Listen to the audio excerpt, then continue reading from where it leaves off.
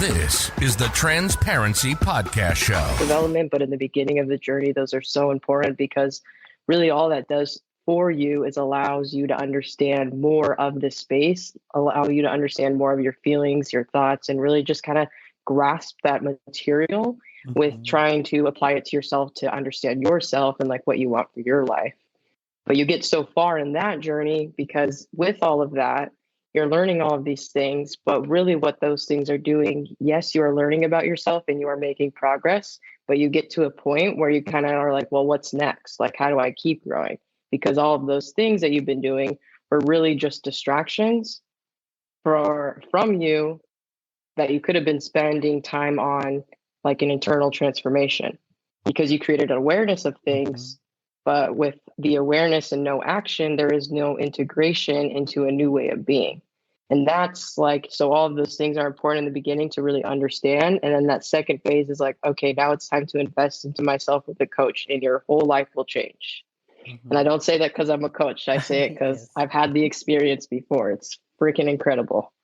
Yeah. So another thing we often heard is people say, "I don't have time for this," or is that I'll do that. Like I'll take this action right after, let's say after I have complete certain things.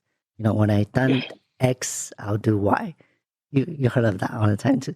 Because I was like same as everyone else. I don't have time for this. I don't know when will I have time for this. And then, like I said, like what you just said, you know, change your habit.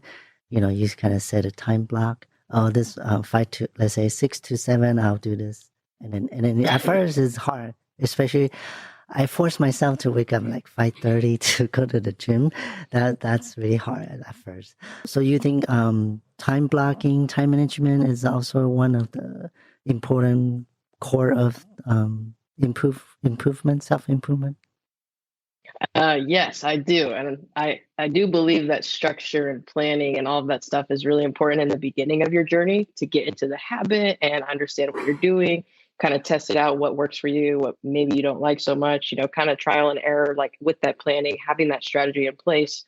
But after you do that for so long and it becomes your new habitual way of being, and you don't really have to think much about those things, then you get to a point where you don't really need those strategies and you just know yourself so well that you know how to operate throughout the day, if that makes sense. So like in the beginning, it was all structured, but then you go from the structure and like really tapping more into your authentic power, which when I say authentic power, I just mean your spirit. And when you tap more into your spirit of just expressing yourself in the world the way that you want to, then those strategies and habits you once needed to plan for, they just become a part of your daily routine. So sometimes I wake up and I'm like straight to work. Sometimes I wake up and I'm like, let's do some habits. But I'm always sure to implement development and spiritual habits on a daily basis. But in the beginning, yes, we got to plan and have the strategy because you got to build the habit. We're not used to it because all those people that say, "Oh, I don't have time," you actually do have time. You just got to plan it out in the beginning to prove to yourself you have time.